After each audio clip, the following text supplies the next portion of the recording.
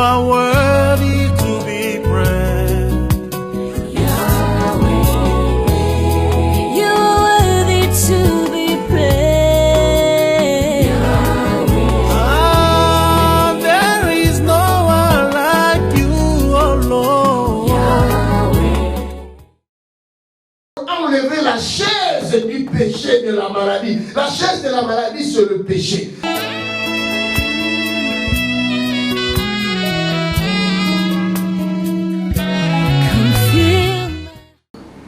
Isaac devenait de plus en plus riche.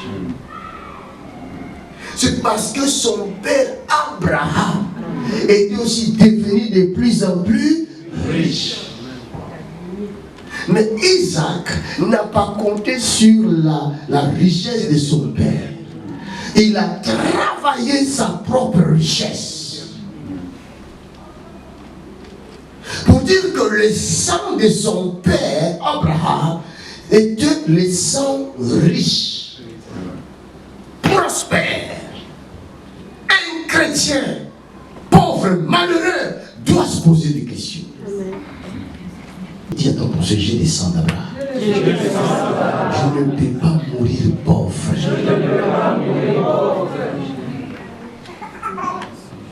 Mais attention, Abraham n'avait pas qu'Isaac. Je vous enseignerai plus tard. Il n'avait pas qu'Ismaël. Mais il avait aussi d'autres enfants qu'il avait fait avec ses concubines. Ils sont aujourd'hui perdus de la nature, inconnus. Comme beaucoup de chrétiens sont inconnus, des chrétiens malheureux, pauvres, misérables. Et ils se réjouissent avec le verset de Matthieu 5, errez les pauvres en esprit.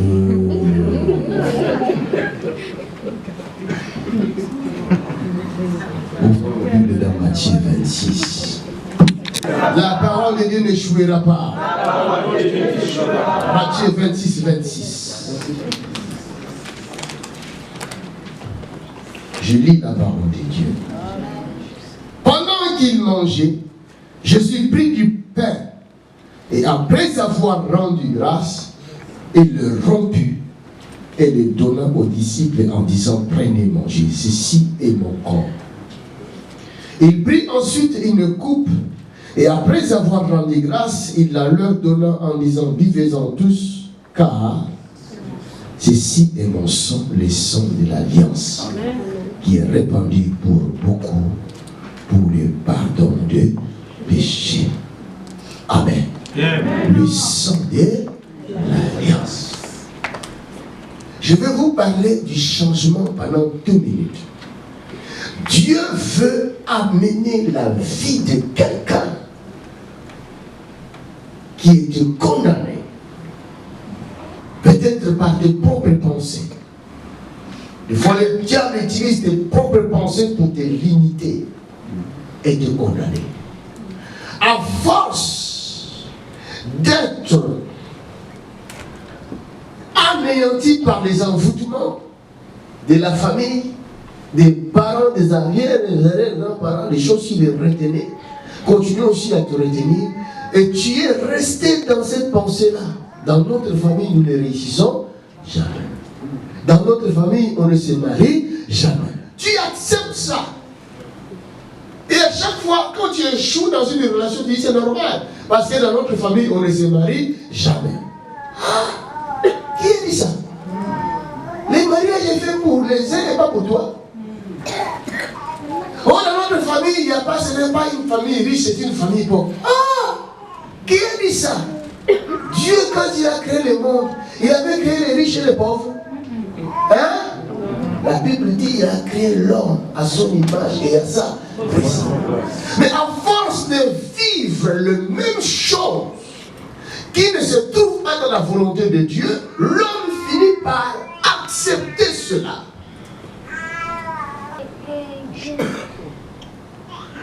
Regardez ce qui se passe en Afrique. On prend un coq ou une poule, on l'attache, on dit nous allons les manger à la fin de l'année. On vient lui donner la nourriture. Hein? Chaque fois, on jette des maïs, les cacahuètes, il mange. Le coq, il croit que c'est la belle vie. C'est ça que beaucoup d'entre vous croyez. Un petit boulot qu'on vous a donné par les francs-maçons ici, vous ne savez même pas que votre patron est un grand franc-maçon. Vous ne savez pas ce que votre patron pense de vous. Tu crois que tu es bien, on m'a donné un bon poste dans mon boulot. Tu ne connais pas le cœur de ton patron là. Et après, un temps, tu commences à souffrir. Nous, on pense seulement à nos familles. C'est tante, c'est l'oncle. Oh, c'est lui qui fait ça, c'est ton patron. Vous n'avez pas remarqué qu'il y a trop de cancers maintenant. Vous n'avez pas remarqué ça? Hein? Vous croyez que c'est hasard? Avant les cancers, c'était des thromboses. Aujourd'hui, on ne parle plus de thromboses. Hein? Il y a eu un temps où c'était des thromboses. Que des thromboses, des thromboses, des thromboses. Hein? Après thrombose, on ne parle plus de thrombose. Est-ce que thrombose, c'est ça, AVC? C'est la même chose. Mais après, c'était des AVC. AVC, AVC, AVC, AVC, AVC. Et maintenant, AVC, on parle de moins en moins. C'est cancer. C'est pas normal. Parce qu'il y a quelqu'un qui fait des projets machiavéliques pour vous sacrifier. Le poule, la poule ici, c'est la poule, le coq, croit que la nourriture qu'on me donne, c'est pour ma santé. Je suis bien, une bonne vie. Alors que la personne qui lui donne sa nourriture, il fait sa sémence. Et c'est que je vais récolter une bonne viande. Tu vas prendre du poids, la graisse va encore augmenter. Et toi, tu ne sais pas, les pauvres innocents. Tu fais bonne année 2017, bonne année 2017. Ils ont prévu de manger au mois d'avril prochain. Mais aujourd'hui, je suis en train de casser cela. Au nom puissant de... C'est le jour de l'alliance. Le Seigneur.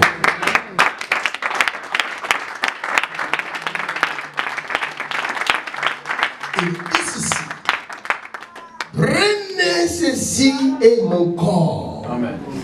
Mais lui, pendant qu'il parlait, il l'avait seulement pris en pain, comme aujourd'hui. Il l'a coupé, mais il l'a déclaré son corps. C'est vrai.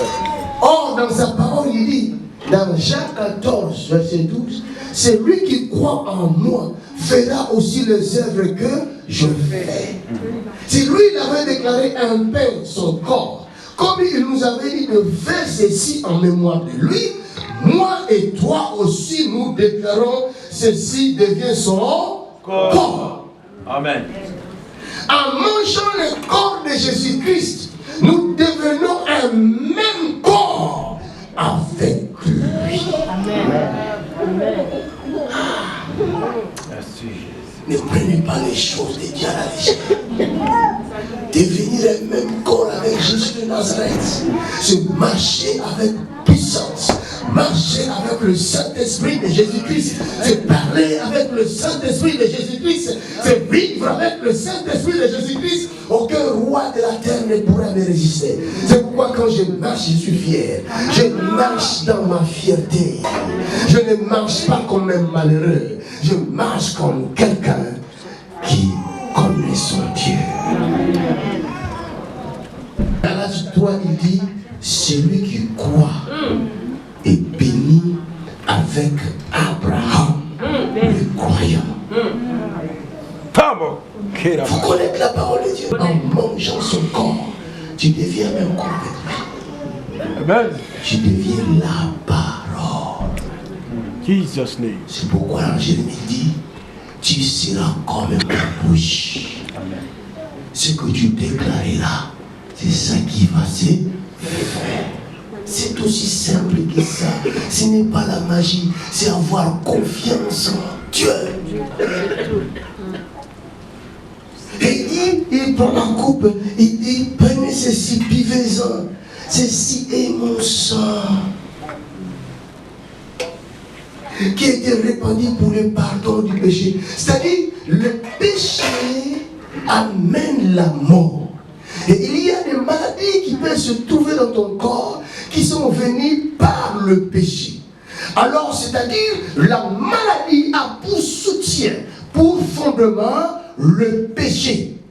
Donc, vous ne pouvez pas guérir quelqu'un qui a reçu cette maladie par le péché si on n'enlève pas encore le péché.